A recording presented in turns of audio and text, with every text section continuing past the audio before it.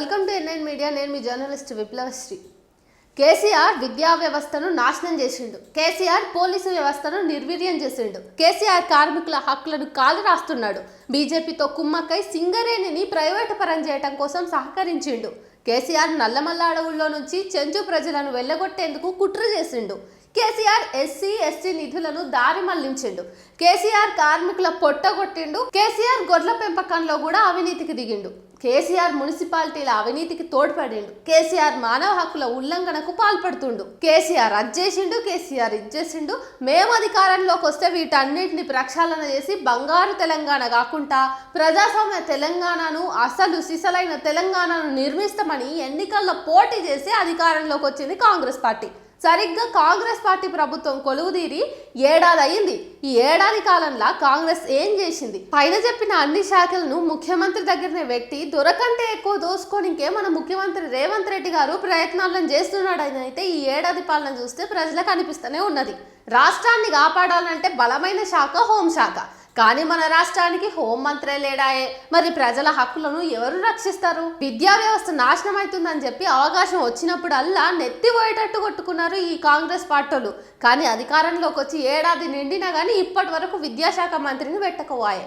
ఇక ఈ ఏడాది పాలనలా ఎంతో కొంత బీఆర్ఎస్ పార్టీ ప్రతిపక్ష హోదాను కాపాడుకునేటందుకు ప్రభుత్వ లోపాలను ఎత్తి చూపిస్తే మీరేం చేసిందని పడుతుంది. అయినా వాళ్ళేం చేస్తలేరనే కదా మిమ్మల్ని గెలిపించి గద్దెనెక్కించింది. మరి మీరేం చేస్తున్నారు? రాష్ట్రంలో విద్యాశాఖ మంత్రి లేక దాదాపు 40 మంది గురుకుల విద్యార్థులు ఆకలితోన, ఫుడ్ పాయిజనింగ్తోన, పాములు గర్చి ఇంకా అనేక కారణాలతో చచ్చిపోతుంటే కనీసం విద్యాశాఖ మంత్రిని నియమించాలనే సొయ్యి కూడా లేదా మీకు? కేసీఆర్ అధికారంలో ఉన్న 9 ఏళ్లలో 3 ఎస్ఐలు ఆత్మహత్య చేసుకుంటే మీరు అధికారంలోకి వచ్చిన ఏడాది లోపట్నే 3 ఎస్ఐలు చచ్చిపోయిర్రు.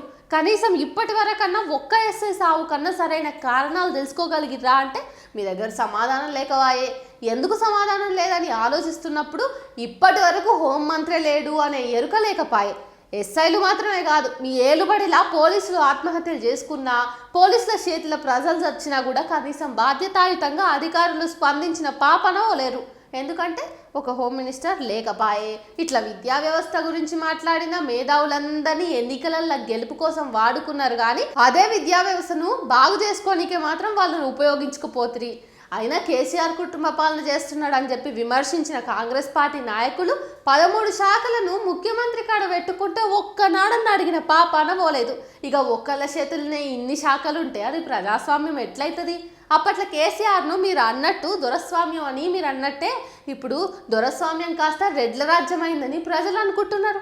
ఇంకేం మారింది ఇంతకు మించి? మీ ఏలుబడిలో అసలు మారింది ఎందుకు కనబడతలేదు సారు? కేసీఆర్ కు మీకు పెద్ద తేడా లేదు, ఏం లేనే లేదని జనాలైతే అనుకుంటున్నారు. మరి 9 ఏళ్లు పాలించిన తర్వాత కేసీఆర్ పాలన మీద వ్యతిరేకత వచ్చింది. కానీ ఏడాది మల్లక ముందే మీ మీద జనాలు గుస్స కాబట్టే ఇంతనన్నా సొయ్యి ఉన్నదా సారు?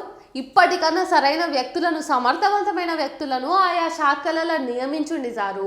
అది కేవలం మీ పని మాత్రమే కాదు, ప్రజలు మీకు ఓట్లేసి గెలిపించినందుకు వాళ్ళ హక్కుల రక్షణ మీ బాధ్యత. కాబట్టి వీలైనంత తొందరగా మంత్రులను నియమించండి, లేకుంటే ప్రజాగ్రహం తప్పదు.